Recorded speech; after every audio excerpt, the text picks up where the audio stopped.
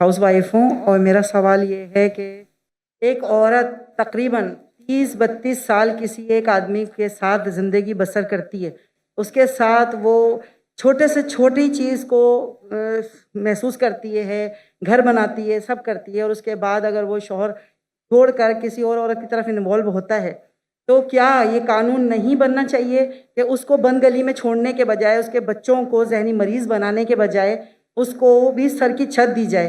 क्योंकि ये ज़रूरी नहीं है कि हर औरत दूसरी मर्द की तरफ जाना चाहे, और वो अपने बच्चों के साथ रहना चाहती है, जबकि मर्द उससे बच्चे भी छीनना चाहता है, उसे बदनाम भी करना चाहता है और कोर्ट कचहरी के धक्के भी खिलवाना चाहता है। जबकि मैं खुद देखती हूँ कि कोर्ट कचहरी में ऐसी खवातीन का ढेर लगा हुआ है जिन्हें इंसाफ नहीं मिलता, जो अपने माँ बाप के जी शुक्रिया जी, थैंक यू। इनका सवाल थे कि एक औरत अपने शौहर के साथ रहती है 32 साल और बच्चों की देखभाल करती है, फिर कुछ साल बाद वो छोड़ के दूसरे से बीवी से शादी करता है, तो उसका फर्ज नहीं होता है कि वो बच्चों को देखे।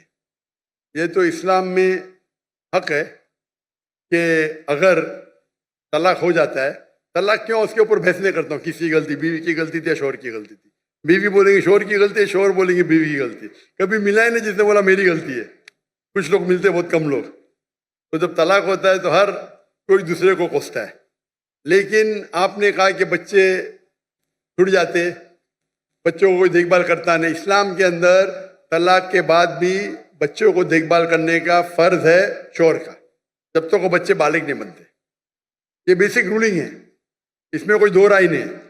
अगर माँ बच्चे का देखभाल करती है तो शौहर को अपनी बीवी को, जो पुरानी बीवी थी, उसको महीने का खर्चा देना चाहिए बच्चों की देखभाल करने के लिए। ये कॉमन है, इसमें कोई दो राय नहीं है। तो इसके लिए आपको लीगल सिस्टम इस्लाम में, इसमें पूरी इसकी पूरी तफसील है। अगर यहाँ फॉलो नहीं हो रही है, ये आप मलेशिया में जाइए, माशाल्लाह मलेशिया में शरिया कोर्ट है। इसलिए 15 ममालिक से जब मुझे ऑफर आया था, पहले तो मैं घूमने आता था, तकरीर करता, तो पता ही नहीं, तहकीक की पूरी। मलेशिया में बड़े 63% मुस्लिम थे, लेकिन वहाँ का कानून, इस्लामिक कानून माशाल्लाह, फेडरल कोर्ट भी है, इस्लामिक कोर्ट भी है। तो ऐसे मामला वहाँ का सोल्यूशन एकदम माशाल्लाह एकदम जस्ट है। तो यहाँ भी अगर इस्लाम में सब कानून बने हुए, क्या होना चाहिए, किसको कितना देना चाहिए, खर्चा सब है, ये इस्लाम में है। नहीं इस्लाम में यहाँ नहीं, तो मैं तो अभी जो यहाँ नहीं तो मेरी गलती है, तो मेरी गलती है। मेरा ख्याल है कि एक कानून ऐसा बनना चाहिए कि जिसके अंदर अगर औरत के साथ इस तरह का कोई मामला आता है, जो उसमें बहुत लॉन्ग टाइम बाद अगर मर्द उसके साथ इस्लाम में कानून तो उसे सर की छत दे, इस्लाम में औरत को दे। इस्लाम में कानून है। अभी पाकिस्तान में उसका इम्प्लीमेंट नहीं हो रहा है, तो मेरी गलती क्या? बराबर ना? आपको मलेशिया में आके रहने का तो मैं इंतजाम करता हूँ इंशाल्लाह। इसीलिए मैं मलेशिया चुना। इसीलिए भाई साहब ने जब पूछे तो मैं बोला, जिस दिन मुझे पाकिस्तान से मोहब्बत है, जिस दिन पाकिस्तान, मैंने कहता कि मलेशिया में 100% इस्लामिक कानून है।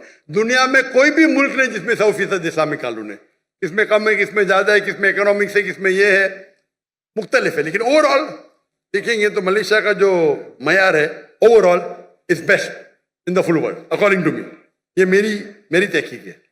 इसीलिए इज्जत करने के बाद माशाअल्लाह मैं वहाँ गया। तो आपको क्या करना चाहिए? माशाअल्लाह इतने बड़े बड़े उलमा हैं, आलिम हैं, तो कहना चाहिए, होना चाहिए शरिया कोर्ट।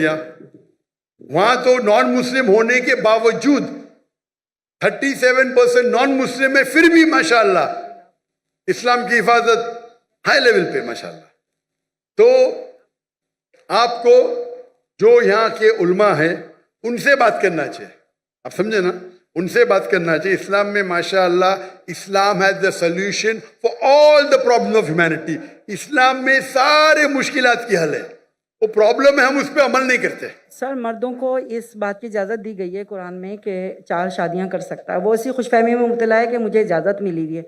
वो औरत के साथ हर तरह का मजालिम ढालने को तैयार है, उसका हक मारने को तैयार है, और उसके हक के लिए ना यहाँ कानून कुछ करता है, ना कोई लॉ बनाता है। बस औरत जूतियाँ रगड़ती है कोर्ट कचहरी में, या फिर वो अपने माँ बाप के घर में जाके उनको जहनी मरीज़ बनाती है, या बस इस तरह का मामला है कि मैं चाहती हूं कि अगर गवर्नर हाउस में गवर्नर साहब और आप मिलके कोई एक ऐसा कानून बना दे जिसमें मर्द कभी औरत की फिर हक तलफी ना कर सके, क्योंकि कुरान को तो लोगों ने पसे पुश्त रख दिया है। कोई नहीं सुनना चाहता औरत की फरियाद को कि औरत कहाँ जाके खड़ी हो जाती है जब अपने छोटे या जवान बच्चों को लेकर के।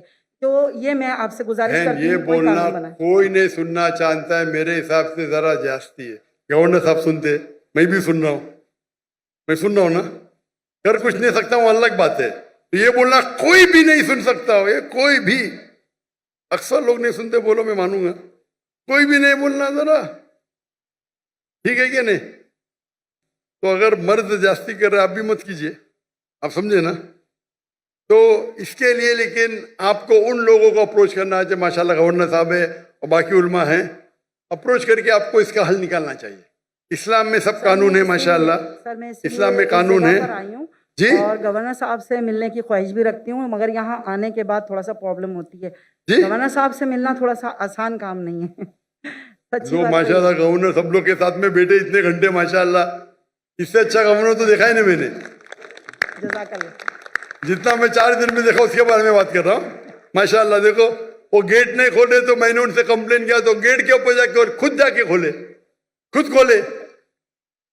मुझे यहाँ तकरीर करने की परमिशन नहीं मिली थी, पता आपको?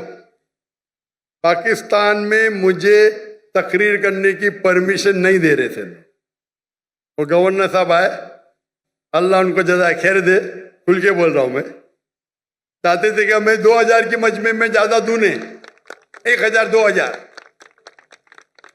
शर्म की बात है ना, इंडिया में 10 लाख, पाकिस्तान में 2000, अभी तो कुछ मुकाबला है।